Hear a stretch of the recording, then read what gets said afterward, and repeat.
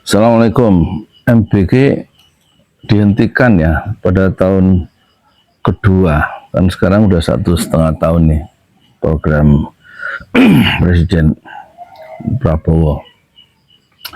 Dana 1,2 triliun sehari MBG untuk makan aja dan keluarnya ke toilet. Di video sebelumnya yang judulnya buang MBG terbang ke Iran itu bukan satu hari 1,2 miliar ya MBG itu. Satu hari menghabiskan dana 1,2 triliun. Dan 380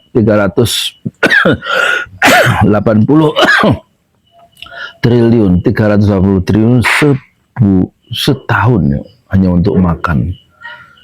Yang untuk ini kebanyakan yang dapat keuntungannya yang itulah pengurus-pengurus yang punya dapur dan orang-orang di BGN itu ya kan, kata orang-orang nih, kata pengamat, bukan kata saya. Lah kan daripada 380 triliun untuk makan ya udah diserahkan aja ke orang tua masing-masing untuk ngasih makan orang tuanya sebagai kewajiban syar'i untuk ngasih makan anak-anaknya sendiri ya kan. Tugas pemerintah bukan ngasih makan sebenarnya, tapi membuka lapangan pekerjaan, mencerdaskan kehidupan bangsa. Jadi kirim aja anak-anak mahasiswa itu ya, berapa kalau 2% supaya menguasai STEM ya, supaya negara kita maju menjadi generasi emas gitu. Itu kan harus pakai ilmu pengetahuan, kuasai itu. Kayak Iran bisa bikin pesawat jet tempur sendiri, bisa mandiri, meskipun kata Helmi Yahya di Iran tuh bank-bank internasional nggak laku karena memang dia diblokade selama 40 tahun sejak Republik Islam Iran itu didirikan. Bisa mandiri tuh, padahal sumber daya alamnya nggak sekaya Indonesia ya. Terus dikirim ya ribuan itu dengan dana yang 380 triliun setahun itu loh, kan cukup untuk mengirim selama 5 tahun jadi sarjana atau S2 S3 itu ya kan. Prabowo itu akan berjaya lagi nanti 5 tahun lagi, berarti 10 tahun kan, sampai 2029 kan, 2029 sampai 2030 31. Jadi strateginya juga bukan MBG, strateginya adalah mendorong ribuan atau jutaan anak muda Indonesia. Kalau 2% dari 280 juta, sekitar 5,6 juta orang itu disekolahin sama pemerintah. Apalagi sumber daya alam kita luar biasa ya. Sumber daya alam kita ya yang dikuasai nanti 4 itu yang paling utama, seperti Iran itu STEM, sains, kemudian teknologi, engineering, sama matematika, math ya kan.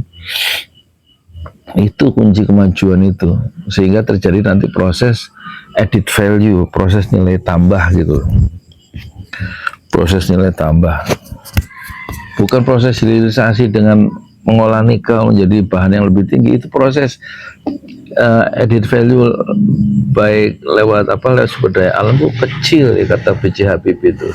Yang paling besar itu pesawat atau yang disentuh teknologi tinggi.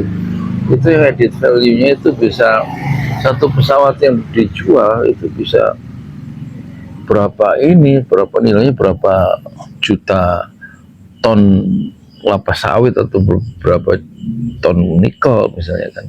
Sementara kalau nikel dan barang tambang, batu bara dan lain-lain itu kan merusak lingkungan dan habis itu. Nggak menyisakan keadilan untuk generasi mendatang, dikuras sama oligarki, sama kerjasama sama pejabat dan penguasa yang memberikan keputusan-keputusan politik untuk memperkuat itu semangat kapitalisme yang rakus itu ya kan. Jadi seharusnya sumber daya alam yang besar ini diimbangi dengan sumber daya insani yang canggih ya, yang menguasai ilmu yang tinggi itu, terutama STEM tadi, sains, teknologi, engineering dan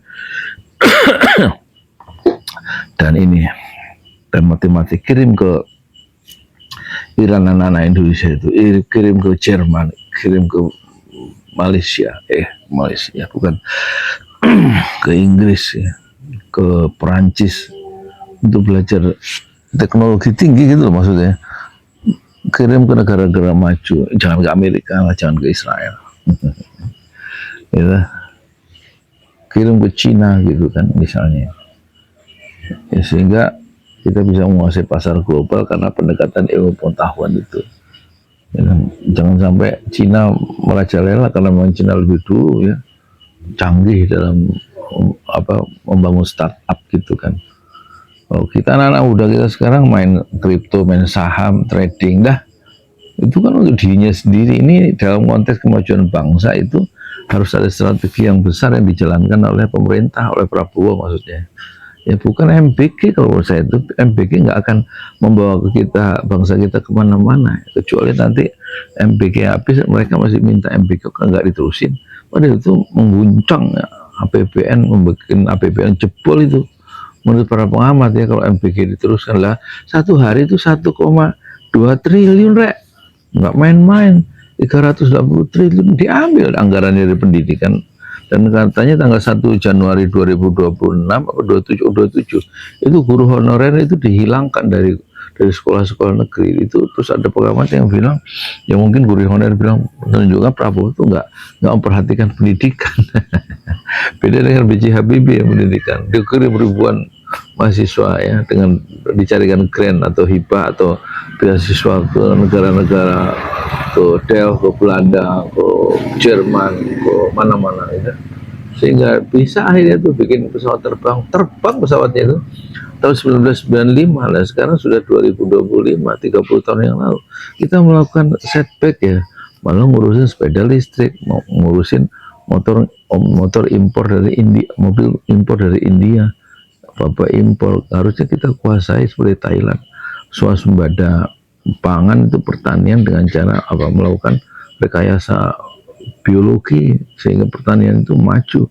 Swasembada pangan bukan terus nggak ada, kayaknya nggak ada strateginya ilmu pengetahuan ya, menguasai ilmu itu sehingga petani-petani itu tercerahkan, dibimbing oleh lapisan elit dengan teknologi yang canggih di bidang pertanian itu mestinya.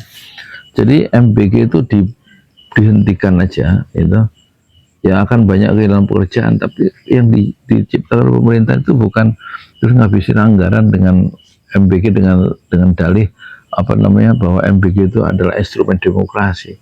Yang diperlukan sekarang menciptakan lapangan pekerjaan dengan membangun industri kan gitu ya, industri yang kalau bahasa B.J. Habibie ya industri strategis, bikin kompleks militer gitu kan, bikin pesawat tempur, bikin nuklir gitu kan gitu.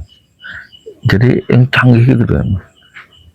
Terus kebiasaan untuk mewah-mewah flexing para pejabat dengan memamerkan kekayaan pejabat, harta kekayaan pejabat di LKHPN, laporan kekayaan harta pejabat negara itu seharusnya dihilangkan. Itu cuman ajang flexing aja. Ternyata pejabat-pejabat kita orientasi hidupnya mencari uang dan hedonistik. Assalamualaikum.